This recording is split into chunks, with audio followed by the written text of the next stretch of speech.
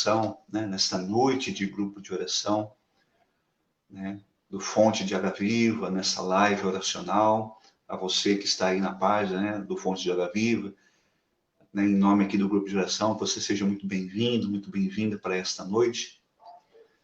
Eu me chamo João Cláudio, eu faço parte da missão Novo Caminho, e nesta noite o Senhor nos colocou aqui, né, nesse momento, para estar junto com vocês, né, rezando, orando, clamando a Deus. E a palavra que o Senhor quer nos dirigir nessa noite, a moção e o tema, né, inspirado, né, para nós refletirmos e mergulharmos nessa noite, é sobre a experiência com o sangue de Jesus. Né? O tema desta noite está lá no livro do profeta Isaías, né, no capítulo 53, versículo 5. Por tuas chagas fomos curados. E nessa noite, querido irmão, querida irmã, o Senhor quer nos falar a respeito dessa experiência, esse mês em que a igreja, né, tem celebra, né, nessa data desse mês, né, a devoção ao preciosíssimo sangue de Jesus, ao qual o Senhor mais uma vez quer na sua igreja nos fazer relembrar, reviver, redescobrir o sentido do seu sacrifício, da sua paixão, morte e ressurreição, do seu sangue derramado na cruz. Nós temos isso de maneira central na nossa fé, quando nós celebramos a Páscoa, né? E no calendário litúrgico, né? Toda a preparação que vai envolver, né, essa celebração maior, né, que é a Páscoa, que é a ressurreição de Jesus. Então, nós vamos ali vivenciar todo o momento da Quaresma, né, toda a preparação para entrarmos ali na Semana Maior, na Semana Santa.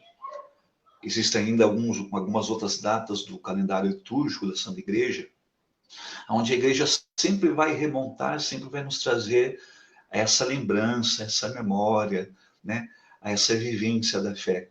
A gente vê, por exemplo, né, lá quando a Igreja celebra, por exemplo, a exaltação da Santa Cruz, a própria festa que nós celebramos agora em junho, né, de Corpus Christi, né, do corpo, sangue, alma e divindade de nosso Senhor Jesus Cristo, no sacramento da Eucaristia. E nesse mês, né, a igreja então celebra, a igreja então tem essa devoção ao preciosíssimo sangue de Jesus. E então o Senhor nessa noite quer nos falar mais uma vez a respeito do sentido do sangue de Jesus, né? O preço que nos foi dado para a nossa salvação, para a nossa redenção, para a nossa libertação.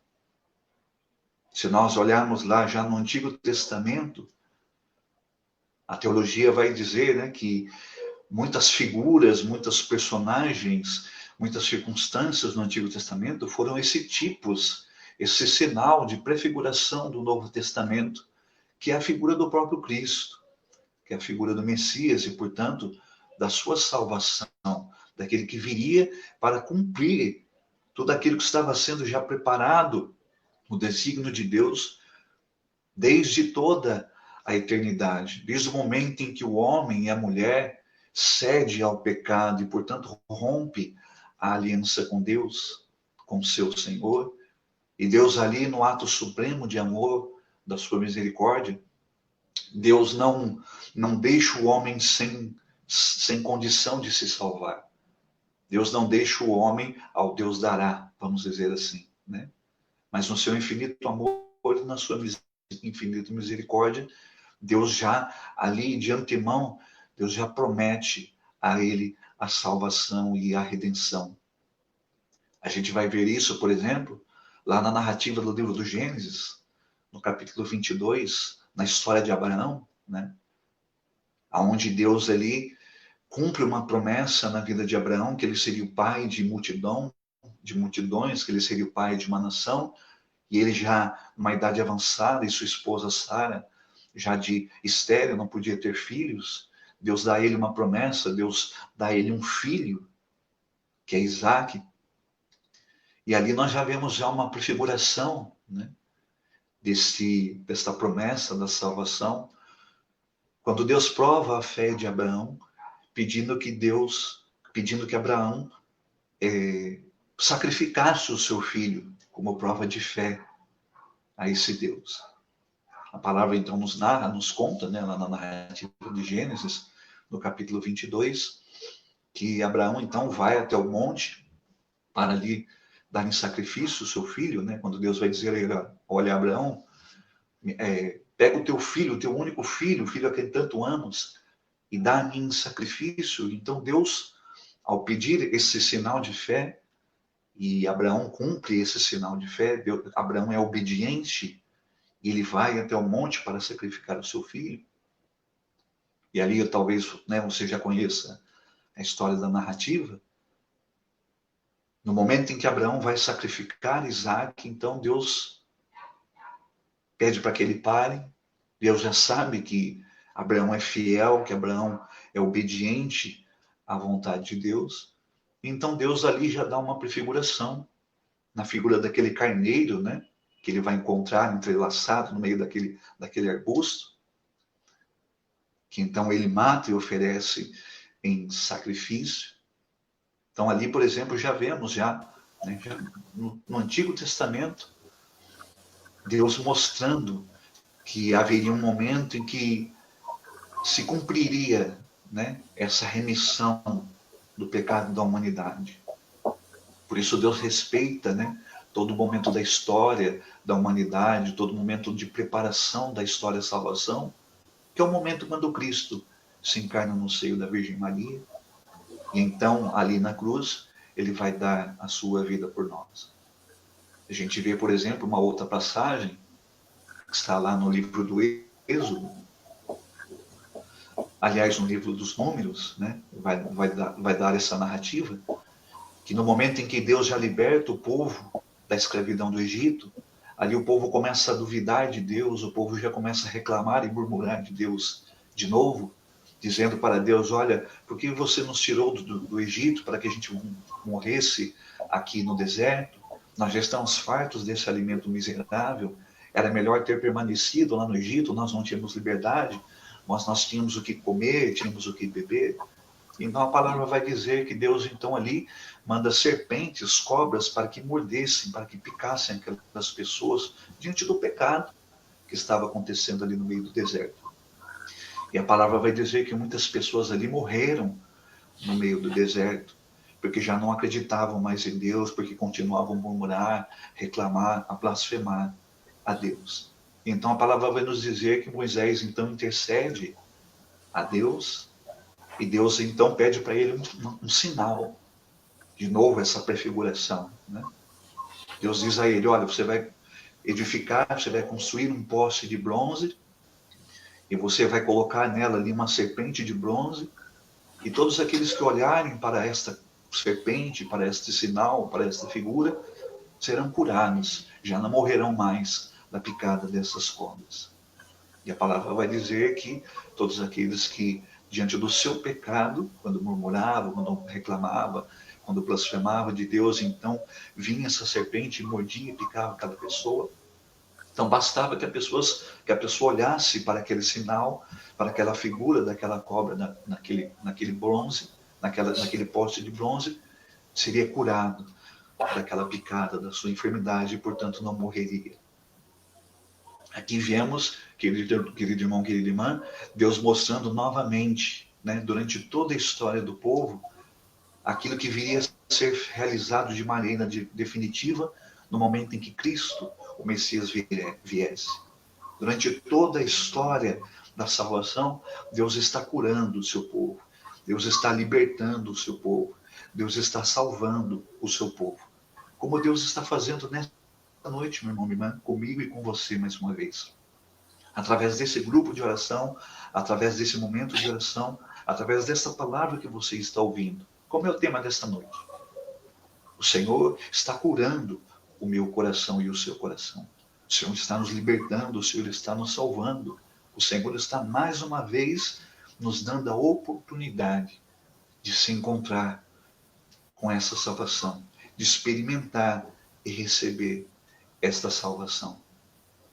A gente vê em uma outra passagem, por exemplo, no livro do Êxodo, já ali no momento em que vai se realizar ali a passagem do Mar Vermelho, ali já o sinal, né, da libertação, da Páscoa, onde Deus chama o povo para se preparar para esse momento.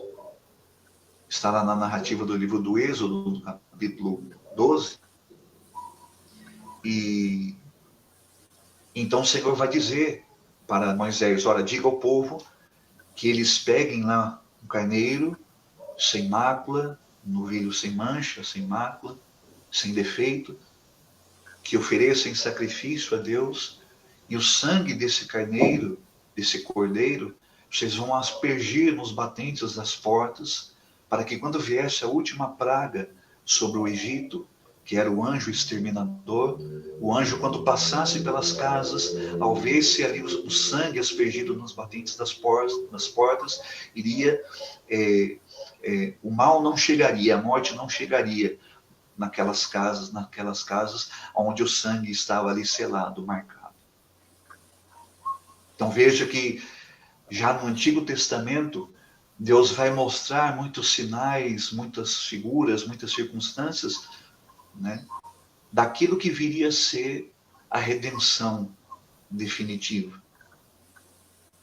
A palavra então nos vai dizer que quando chega a plenitude dos tempos, Paulo narra isso lá na carta aos Gálatas, Deus envia o seu Filho no seio de uma mulher, de uma virgem, e ele seria aquele que deveria realizar, aquele que seria o Isaac. Como Deus vai dizer lá no Antigo Testamento, Abraão não precisou sacrificar o seu único filho, porque quem haveria de se sacrificar seria o próprio Deus, que sacrificaria por amor à humanidade o seu próprio filho, o seu único filho, para a salvação da humanidade. A palavra vai dizer, quando vem a plenitude então dos tempos, Deus envia o seu filho para que ele se coloque no lugar daquela serpente, como maldição, como pecado, para que ele então fosse crucificado, para que ele então morresse e doasse a sua vida, para que todos aqueles que fossem feridos pelo pecado e que viessem a morrer, ao olhar para o crucificado, ao compreender e aceitar a salvação, não haveriam mais de morrer, que portanto seriam curados das suas enfermidades. Quando viesse então a plenitude dos tempos, Deus enviaria o seu Filho para que através do seu sangue, como lá no Antigo Testamento, todos que um dia recebessem ali esta aspersão, este selo do sangue do verdadeiro Cordeiro, não haveriam mais de morrer. Como Jesus vai dizer para Marta e Maria diante da morte de Lázaro. Quem crê em mim não haverá de morrer, porque eu sou a ressurreição e a vida. A palavra então nos narra, queridos irmãos e irmãs, que quando chega o momento então que Jesus se encarna, Jesus inicia o seu ministério público, Jesus por algumas vezes, Jesus vai dizer aos discípulos, depois aos apóstolos, que o Filho do Homem deveria sofrer, que o Filho do Homem deveria morrer, mas que ao terceiro dia ele ressuscitaria. Quando nós meditamos, né, lá na Semana Santa, por exemplo, na Quinta-feira Santa, lá no momento da ceia que Jesus vai realizar, o início da sua paixão, então Jesus vai fazer novamente, né, esse sinal agora perpétuo, que é o sacramento, do seu corpo e do seu sangue.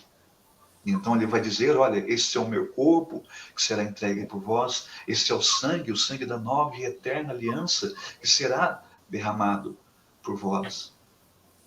E o Evangelho nos narra que quando chega o momento da paixão de Jesus, quando Jesus é entregue a Pôncio Pilatos, ele está ali já para ser crucificado. Pôncio Pilatos vai dizer àquela multidão, a quem vocês querem que eu condene, que eu entregue? Porque na época da Páscoa, se é permitido dar a liberdade a um dos prisioneiros, então agora, porque eu não acho culpa nesse homem, eu deixo para que vocês decidam A quem vocês querem que eu condene? Jesus ou Barrabás? E veja como é impressionante, né, irmãos? Há um provérbio popular, há um ditado popular, que diz que Deus tira até das coisas ruins coisas boas. Veja que foi exatamente isso que aconteceu naquele momento. Lá no Evangelho de São Mateus, no capítulo 27, versículo 25, quando Pôncio Pilatos diz isso ao povo, a quem vocês querem que eu entregue, que eu liberte, Jesus ou Barrabás, o povo vai dizer, olha, nós queremos que você liberte Barrabás e você mate e condene Jesus. E a multidão vai dizer que o sangue dele caia sobre nós e nossos filhos. Como Jesus vai dizer lá na cruz, né? Ao olhar para aquela multidão, para aquele povo, Jesus perdoe porque eles não sabem o que fazem. Talvez aquela multidão não tivesse ideia do que eles estavam dizendo, quando pedisse que o sangue de Jesus caísse sobre ele e os filhos deles. Talvez eles não tivessem nem noção do que eles estavam dizendo, mas o sangue de Jesus caiu sobre eles. E todos aqueles que receberam esse sangue foram atingidos por essa salvação e por essa remissão. Quantas e quantas vezes, meu irmão, minha irmã, Jesus faz isso em nossa vida. E que você nessa noite pudesse compreender isso. Às vezes, mesmo no nosso momento de fraqueza, de tristeza, e eu digo até mesmo assim, de revolta, muitas vezes no nosso coração, das circunstâncias que estão à nossa volta, situações que vêm contra a nossa vida, nós muitas vezes somos como esse povo, não é verdade? Muitas vezes nós continuamos reclamando, nós continuamos murmurando, nós continuamos duvidando, e talvez até, como essa multidão ali, diante da condenação de Jesus, nós continuamos blasfemando o nome de Jesus. Mas saiba, meu irmão, minha irmã, que o amor que custou esse sangue de Cristo por nós, ele é tão grande, ele é tão imenso, ele é infinito, que como vai dizer a palavra, esse sangue apaga o pior de todos os pecados. Que não há pecado que não possa ser purificado, limpo, redimido diante desse sangue. Que não há pessoa, portanto, não há motivo de desespero que não possa ser alcançada pela misericórdia de Deus e encontre nessa noite a salvação, a libertação da sua vida. Como foi com aquele ladrão na cruz com Cristo. No último momento da sua vida, ao dizer para Jesus, Jesus, lembra-te de mim quando entrares no teu reino. E Jesus disse para ele, porque aceitou a salvação, porque creu naquele que estava ali, naquela cruz, morrendo por ele, inclusive por ele, naquele momento. Jesus vai dizer, hoje estarás comigo no paraíso. Todos aqueles, queridos irmãos e irmãs, que um dia experimentaram esta salvação e compreenderam essa salvação de Jesus e que, portanto, foram atingidos pela força e pelo poder desse sangue, já estão dentro desse reino, próximo desse reino, como Jesus prometeu àquele bom ladrão. A história nos narra, querido irmão, querida irmã, nesse mês em que a igreja celebra o preciosíssimo sangue de Jesus, que houve um momento na história em que a igreja fez a experiência desse sangue.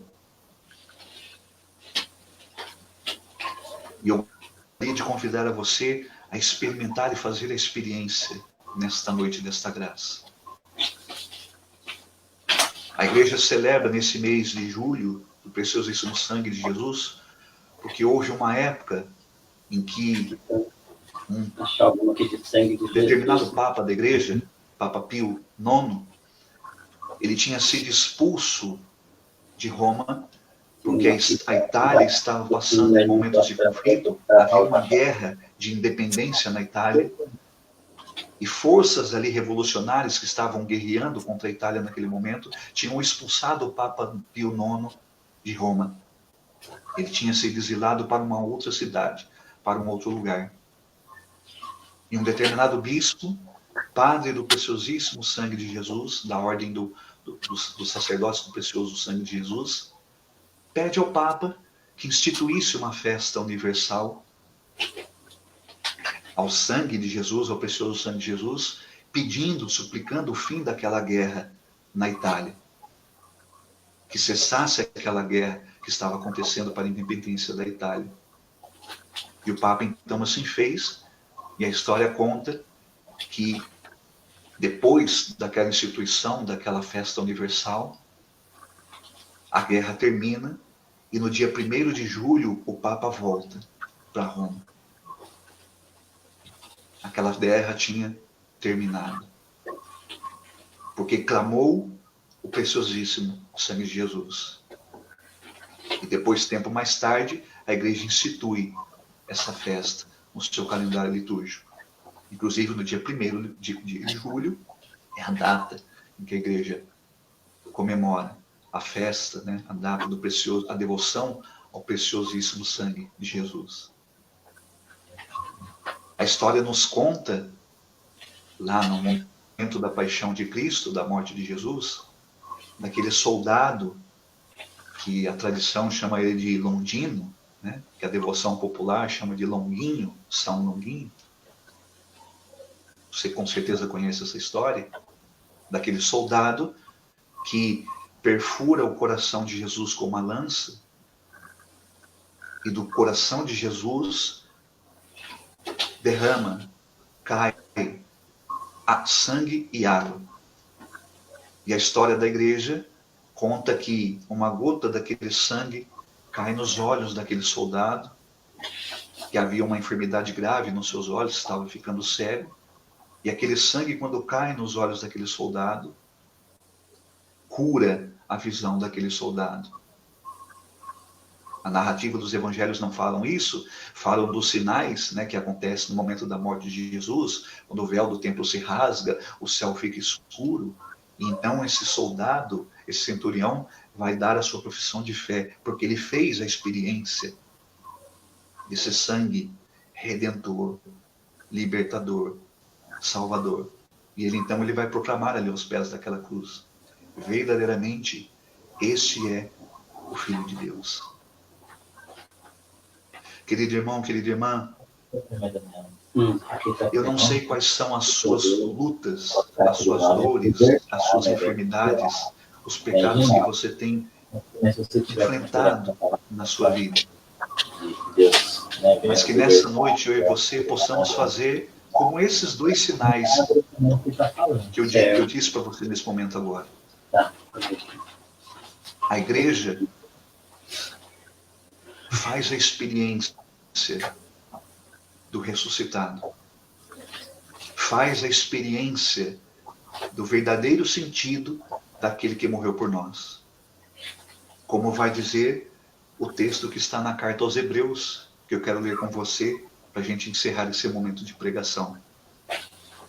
A carta aos Hebreus, no capítulo 9, versículo 11 a 14, nos narra assim: porém já veio Cristo, sumo sacerdote dos bens vindouros, e através de um tabernáculo não construído, um tabernáculo mais excelente e mais perfeito, não construído por mãos humanas, isto é, não deste mundo, sem levar consigo sangue de carneiros ou novilhos, mas com seu próprio sangue, entrou de uma vez por todas no santuário, adquirindo-nos uma redenção eterna.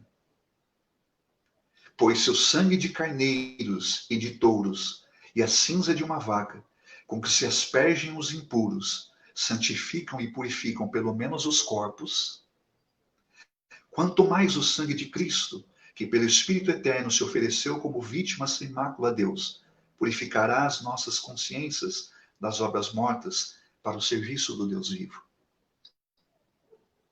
Portanto, meu irmão, minha irmã, já não há mais necessidade como havia no Antigo Testamento, desses sacrifícios. Porque Cristo já realizou esse sacrifício por nós. De uma vez por todas. E todos aqueles que recebem, creem nesta verdade, como vai dizer essa passagem da carta aos Hebreus, não são purificados apenas nos seus corpos, mas em sua alma. Nessa noite, meu irmão, minha irmã, nós temos dois grandes sinais na igreja hoje, onde nós podemos fazer de maneira concreta a experiência da força desse sangue, que é no sacramento da reconciliação, quando nós confessamos os nossos pecados e ali o padre, ao nos absolver, o sacerdote, o ministro de Deus, ao nos absolver, o sangue de Jesus, como vai dizer a carta de São João, nos lava, nos purifica de nossos pecados. E no sacramento da Eucaristia, quando nós nos alimentamos do corpo, sangue, alma e divindade de nosso Senhor Jesus Cristo. Hoje, nesse momento, estamos de uma certa forma privados de receber o sangue de Jesus nesses dois sacramentos, por conta desse momento que nós estamos vivendo da pandemia, de isolamento social. Mas nessa noite, meu irmão, minha irmã, basta que você clame o sangue de Jesus, ainda que você não possa recebê-lo de maneira sacramental, no sacramento. Mas basta que eu e você nessa noite clamemos o sangue de Jesus, que virá sobre nós, como veio sobre Longino, sobre aquele soldado. Como veio sobre a igreja naquele momento daquela guerra na Itália. Hoje, meu irmão, minha irmã, que nós possamos clamar nessa noite, mais uma vez, o sangue de Jesus, para que Deus cesse essa pandemia, para que Jesus termine com essa pandemia, para que Jesus cure, liberte e salve aqueles que estão morrendo diante deste vírus, diante desta enfermidade. Por isso, Senhor, nós pedimos nessa noite que o Senhor envie, Senhor, o sangue do Teu Filho Jesus sobre nós. Hoje, Senhor, estamos aqui, Senhor, não como aquela multidão, Senhor, ao clamar o Teu sangue, de maneira desprezível, desprezando esse sangue. Não. Mas porque nós cremos na força desse sangue redentor. E porque nós precisamos ser atingidos por esse sangue que nos cura, que nos salva, que nos liberta. Que nesta noite nós mais uma vez suplicamos que caia sobre nós o sangue do vosso Filho. Que caia sobre nós, sobre as nossas famílias, sobre nossas casas. Principalmente sobre os enfermos nessa noite. Sobre os agoniados, sobre os desesperados, sobre os enfermos nesta noite, Jesus. Como Tu curaste, Senhor, aquele soldado aos pés daquela cruz. Hoje nós clamamos, Senhor, cura e liberta o Teu povo através do sangue imaculado, sangue e precioso do Teu Filho Jesus, nosso Senhor. Amém.